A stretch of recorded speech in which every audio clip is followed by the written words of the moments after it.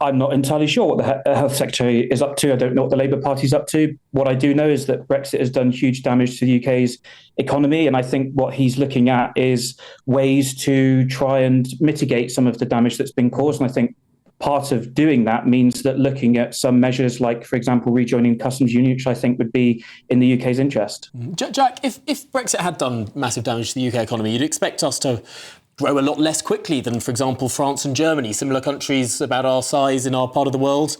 Have we grown significantly less fast than France or Germany?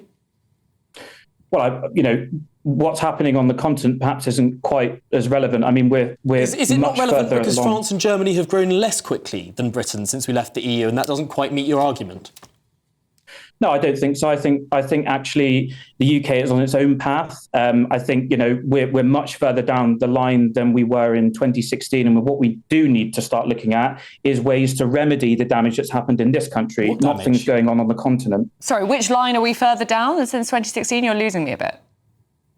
Sorry, we as a country, we are much, much further away from 2016, the arguments of Brexit. What we need to do is look at ways to mitigate the damage, which I think actually the country as a whole now can see is hugely bad. I mean, massive, massive damage has been done to the UK's economy. There's a huge black hole in the public finances. And I think Wes Streeting, as well as other ministers in the Labour Party, are looking at ways to mitigate that. And I think perhaps a customs union is a way to do that. Your argument might make sense if everything was rosy on the continent. France has been through 5 prime ministers in the last 5 or so months. Germany's been in recession for most of the last 2 years. France has got a fiscal crisis. Germany's just raised its debt limit. I mean, exactly the same stuff is happening in these European countries. I don't understand why you think everything would be rosy if we joined the same political union of them.